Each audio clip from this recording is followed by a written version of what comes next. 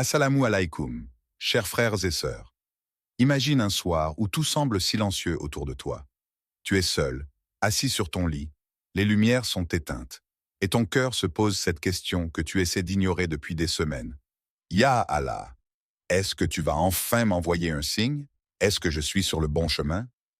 Avant de commencer cette vidéo, n'oubliez pas de liker cette vidéo, car cela nous donne beaucoup de force pour continuer à partager du contenu bénéfique.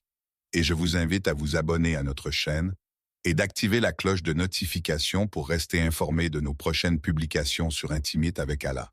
Merci et bonne vidéo. Tu fixes le plafond, puis ton téléphone, puis ton cœur. Tu te demandes pourquoi, malgré tes prières, malgré tes efforts, malgré les nuits où tu as pleuré en secret, tu n'as toujours pas trouvé cette personne qui semble écrite pour toi. Parfois, tu te dis que tu n'es peut-être pas assez bien. Parfois, tu as l'impression que la réponse se fait attendre.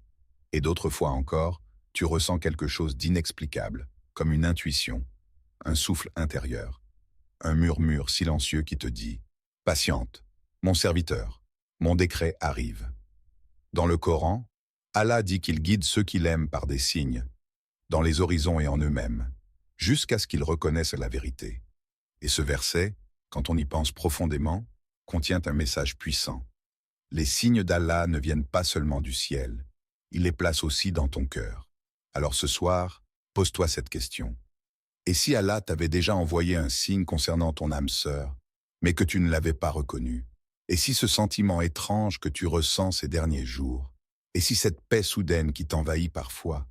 Et si ces coïncidences qui se répètent n'étaient pas du hasard, mais une façon discrète et douce pour Allah de préparer ton cœur? Parce que dans l'islam, l'âme sœur, ce n'est pas un mythe, c'est une miséricorde.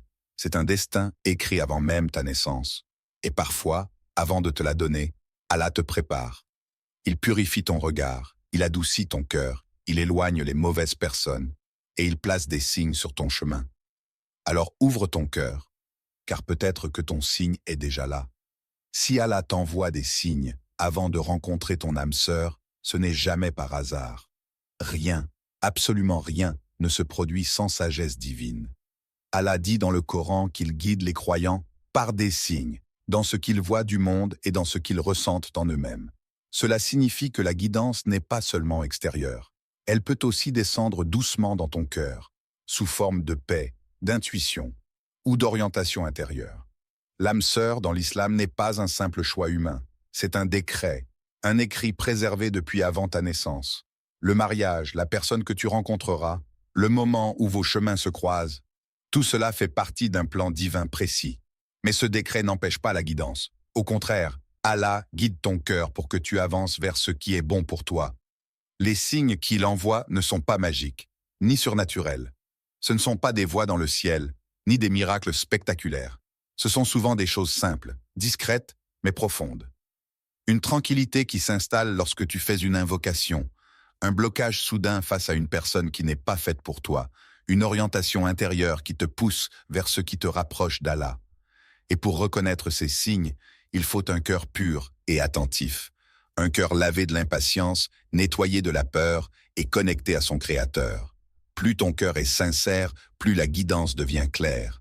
Allah dit qu'il ouvre la poitrine de celui qu'il veut guider. Cette ouverture, ce n'est pas une vision ni un rêve extraordinaire, c'est simplement la clarté intérieure, la capacité de sentir ce qui est juste. Alors pourquoi Allah envoie-t-il des signes avant de t'unir à ton âme sœur?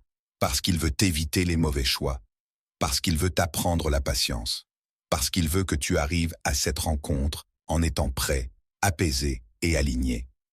Les signes d'Allah sont une miséricorde. Ils sont là pour te protéger, te guider et te préparer à accueillir la personne qu'il a écrite pour toi. Il existe des signes qu'Allah place directement dans le cœur, sans bruit, sans lumière et sans spectacle. Ce sont souvent les plus puissants, car ils touchent l'endroit le plus sincère en toi. Et quand Allah veut te guider vers ton âme sœur, il commence parfois par transformer ton intérieur. Parmi ces signes, il y a ce sentiment soudain de sérénité lorsque tu penses à une personne. Pas une excitation, pas une obsession, juste une paix douce, presque inexplicable. C'est comme si ton cœur respirait mieux, comme si une charge disparaissait. Allah dit dans le Coran qu'il fait descendre la tranquillité dans les cœurs des croyants. Et cette tranquillité, parfois, c'est déjà un signe. Imagine une jeune sœur. Depuis quelques semaines, elle pense à quelqu'un qu'elle ne connaît pas beaucoup, mais chaque fois que son prénom traverse son esprit, elle ressent une douceur qu'elle n'avait jamais connue. Pas de stress, pas de confusion. Seulement une sérénité profonde, comme si son cœur reconnaissait quelque chose que sa raison ne comprend pas encore. Un autre signe spirituel, c'est lorsque l'anxiété disparaît lorsqu'on évoque le mariage. Certaines personnes paniquent rien qu'à l'idée de s'engager. Mais quand la personne destinée approche, Allah apaise ce trouble. C'est subtil, mais réel. Imagine un frère qui, pendant des années, repoussait l'idée du mariage par peur, par manque de confiance, par insécurité. Pourtant, depuis quelque temps, il se sent prêt. Son cœur n'est plus fermé. Il sent une lumière intérieure, une stabilité nouvelle, comme si quelque chose en lui s'ouvrait. Il y a aussi cette impression étrange que quelque chose se prépare dans ta vie. Tu n'as aucune preuve, aucun message, aucune annonce. Mais ton cœur le sent. C'est un signe spirituel très fréquent. Tu te réveilles le matin avec l'intuition qu'un changement approche. Tu sens que les choses bougent dans l'invisible. Et dans l'islam, ce sentiment n'est pas un hasard. Allah prépare parfois ton cœur avant de changer ton destin. Et puis, il y a les prières du soir, celles qui deviennent soudain plus intenses, plus sincères, plus profondes. Tu sens que tes invocations ne sortent plus seulement de ta bouche, mais de ton âme. Tu pleures plus facilement. Tu demandes à Allah non pas par désespoir, mais avec confiance. Ces nuits-là, ton cœur s'éclaire. Et souvent, c'est dans ces moments que la guidance se dépose. Les signes spirituels ne sont pas spectaculaires. Ils sont discrets, mais bouleversants.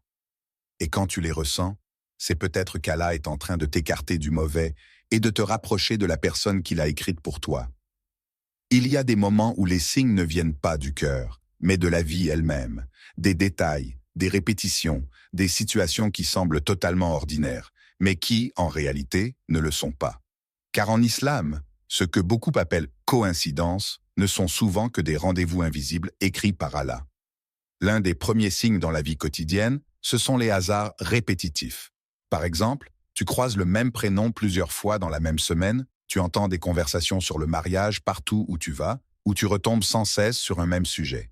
Ce n'est pas du hasard. Allah dit dans le Coran que rien ne se produit sans qu'il le sache, et que tout arrive à son moment précis. Quand quelque chose revient encore et encore dans ta vie, c'est peut-être qu'Allah veut attirer ton attention. Il y a aussi les retours inattendus. Une personne que tu pensais avoir complètement oubliée revient soudain dans ta vie.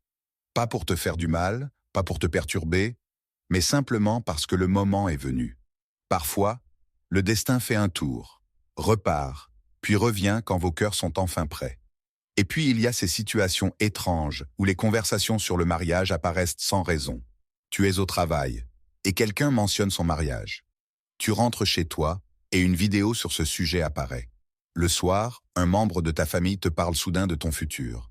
Ce ne sont pas des discussions banales, c'est ton environnement qui se synchronise avec ce qu'Allah prépare pour toi. Première mini-scène. Un jour, une mère regarde sa fille et lui dit doucement « Je ne sais pas pourquoi, mais je sens que quelque chose approche pour toi. » La fille sourit, gênée. « Maman, arrête. Tu dis ça à chaque fois. » Mais sa mère insiste, avec cette intuition maternelle qui ne trompe pas. « Non, pas comme avant. Cette fois, mon cœur me le dit vraiment. » Ce genre de phrase, même simple, n'arrive jamais par hasard.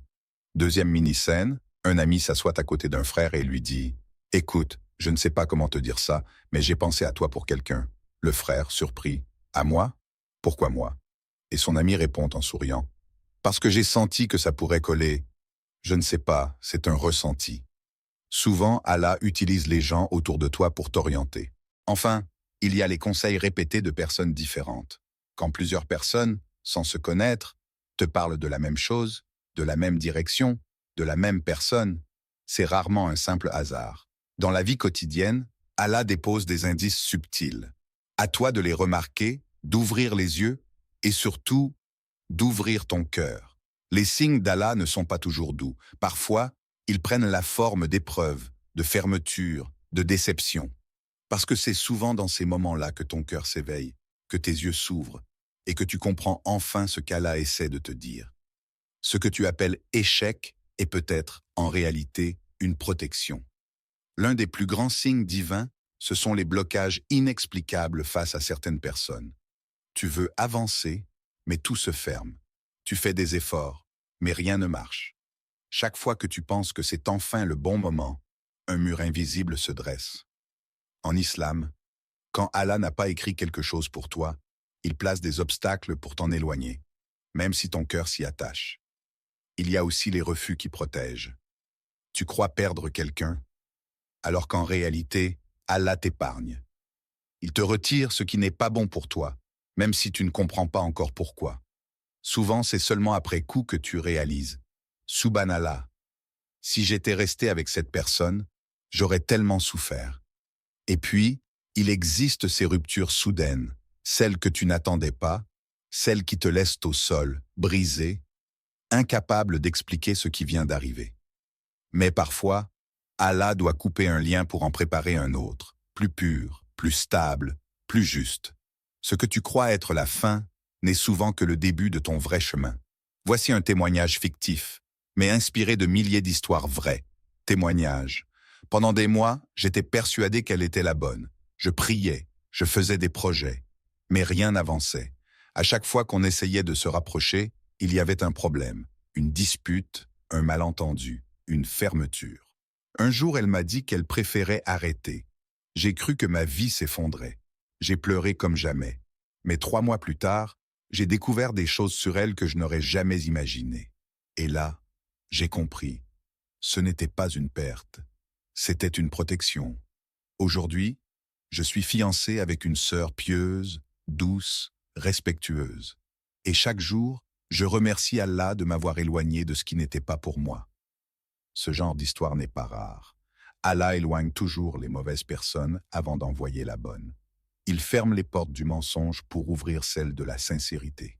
Et parfois, la plus grande miséricorde d'Allah, c'est un non qui te brise le cœur, mais qui te sauve la vie. Les épreuves ne sont donc pas des punitions. Elles sont des signes, des redirections, des avertissements. Allah t'aime trop pour te laisser t'attacher à ce qui pourrait détruire ton âme ou te perdre. Alors si tu traverses une difficulté, un refus, un blocage, ne pense pas que c'est la fin. C'est peut-être simplement Allah qui t'écarte du mauvais, pour mieux te guider vers ce qui est destiné à t'élever. Les rêves sont un monde mystérieux, où l'âme voyage là où les yeux ne peuvent pas aller. Dans l'islam, certains rêves peuvent porter un message, une orientation ou une sensation qui vient apaiser le cœur. Mais il est important de le rappeler, les rêves ne sont jamais une certitude, seulement un signe possible. Ils ne remplacent pas la raison ni la religion, mais ils peuvent éclairer ton chemin. Parfois, quand Allah veut préparer ton cœur à la rencontre de ton âme sœur, il t'envoie des rêves qui ne ressemblent pas aux autres. Des rêves qui ne te laissent pas au réveil dans la confusion, mais dans une tranquillité profonde, comme si une lumière douce avait traversé ton sommeil. Il y a d'abord les rêves répétitifs. Un même symbole, une même direction, une même sensation revient nuit après nuit. Pas de détails précis, pas de visage forcément, juste un message intérieur qui persiste. Comme si ton subconscient et ta foi se rejoignaient pour te dire « quelque chose approche ». Il y a aussi les rêves apaisants, ceux où tu vois de la lumière, un chemin dégagé, un lieu que tu n'arrives pas à identifier, mais qui te fait du bien. Dans ces rêves-là, rien ne te poursuit, rien ne te fait peur. Tu te sens guidé, protégé, entouré. Imagine un rêve. Tu marches dans un long couloir éclairé d'une lumière blanche, douce et chaude. Tu n'es ni stressé, ni perdu. Tu avances calmement. Et au bout du couloir, tu aperçois une ouverture, comme une porte qui s'ouvre sur un horizon clair. Tu ne vois pas de personne, mais tu ressens une présence, une paix intérieure que tu n'avais pas ressentie depuis longtemps. Lorsque tu te réveilles, ton cœur est léger, comme si ce rêve était plus réel que ta journée. Ce genre de rêve n'annonce pas un visage, un nom ou une identité, mais il annonce une étape. Il dit que ton cœur s'apaise, que ton chemin s'ouvre, que ton destin se rapproche. Enfin, il y a les rêves symboliques. Une mer calme, un ciel lumineux, un oiseau qui s'envole, une porte qui s'ouvre, un jardin paisible. En islam, ces symboles ne doivent pas être interprétés de manière superstitieuse ou extrême. Mais ils peuvent être un signe que ton âme est en train de s'aligner avec le décret divin. Les rêves ne doivent jamais être suivis aveuglément. Ils ne remplacent ni l'istikara, ni la réflexion, ni la sagesse. Mais parfois, ils sont un cadeau d'Allah, une douceur pour ton cœur fatigué. Un rappel que même dans ton sommeil, ton Seigneur veille sur toi. Et lorsque les rêves deviennent apaisants, cohérents et récurrents, c'est peut-être qu'Allah est en train de t'annoncer doucement. Ton chemin s'éclaircit. Continue d'avancer avec confiance. Parmi tous les signes qu'Allah envoie, ceux qui passent par la prière sont souvent les plus clairs, les plus puissants et les plus purs. Car quand un cœur se tourne sincèrement vers son Seigneur, Allah ne le laisse jamais sans réponse. Et la prière la plus connue dans ce domaine, c'est l'istikara, cette invocation que le prophète a enseignée pour demander à Allah de choisir pour nous ce qui est bon et d'éloigner ce qui est mauvais. L'istikara n'est pas un rituel mystérieux. Ce n'est pas une magie. Ce n'est pas une vision instantanée. C'est simplement une façon de dire à Allah, « Ya Rabbi, tu sais et je ne sais pas. Guide-moi. » Et lorsque cette prière est faite avec sincérité, Allah éclaire le cœur. Pas forcément par des rêves, ni par des signes extraordinaires, mais par quelque chose de bien plus subtil, la clarté intérieure. Beaucoup de croyants décrivent une sensation nouvelle après l'istikara, un apaisement, une tranquillité, un cœur qui se libère, comme si Allah retirait le poids de la confusion et le remplaçait par une lumière douce. Parfois, la réponse se manifeste dans les jours qui suivent. Tu te réveilles avec une idée plus nette, la décision qui te semblait lourde devient évidente. Le doute s'efface sans que tu comprennes comment. C'est Allah qui facilite ce qui est bon et bloque ce qui est mauvais, comme le prophète d'Allah enseignait. Mini-scène. Un soir, après une longue istikara, une jeune sœur s'assied sur son tapis de prière. Les larmes coulent encore sur ses joues. Elle avait prié avec un cœur lourd, perdu entre deux choix, incapable de savoir ce qui était vraiment bien pour elle. Mais à présent, quelque chose change. Elle pose sa main sur sa poitrine et murmure « Subhanallah, je me sens légère ». Cette paix, elle ne l'avait jamais ressentie. Elle ne sait pas encore quelle décision prendre, mais au fond d'elle, un chemin s'éclaire. Une tristesse s'est envolée, remplacée par une certitude douce. Allah l'a entendue, Allah la guide, car parfois, la réponse de l'istikara, ce n'est pas un oui ou un non clair, c'est une sérénité profonde, c'est l'absence de résistance dans ton cœur. C'est la facilité avec laquelle les choses avancent, ou les obstacles qui s'installent lorsque ce n'est pas fait pour toi. Et Allah guide toujours celui qui l'invoque. Il ne laisse pas le croyant errer dans l'obscurité. La réponse peut prendre du temps, mais elle arrive toujours au meilleur moment. Lorsque votre cœur s'éclaire après une prière, lorsque la confusion disparaît, lorsque vous sentez une lumière intérieure vous orienter, c'est peut-être la main d'Allah qui vous guide, pas à pas, vers la personne qu'il a écrite pour vous. Il y a des signes qu'Allah place dans ton propre cœur, mais il y en a aussi que tu peux observer dans la personnalité de la personne qui est potentiellement destinée pour toi. Et ces signes ne viennent pas de l'imagination. Ils reflètent une harmonie qu'Allah installe entre deux âmes qui ont été créées pour se compléter. Dans le Coran, Allah rappelle que les époux sont un repos et une miséricorde l'un pour l'autre. Autrement dit, la bonne personne n'apporte ni confusion, ni jeu psychologique, mais paix, respect et clarté. La personne destinée par Allah se distingue d'abord par sa pudeur, pas seulement extérieure, mais une pudeur dans la manière de parler, dans la manière d'aborder les sujets sensibles, dans la manière de regarder. Elle ne cherche pas à séduire, mais à respecter. Elle ne veut pas te posséder, mais te protéger. Un autre signe puissant, les intentions sont claires. Pas de « on verra », pas de promesses floues, pas d'attitude ambiguë. Une âme sincère ne joue pas avec les émotions. Elle avance doucement, mais sûrement. Elle s'exprime avec honnêteté, sans manipuler, sans disparaître, sans revenir quand ça l'arrange. La clarté est un signe d'Allah. L'ambiguïté, souvent, ne l'est pas. Tu verras aussi un alignement dans la foi. Pas forcément un niveau spirituel identique, mais une même direction.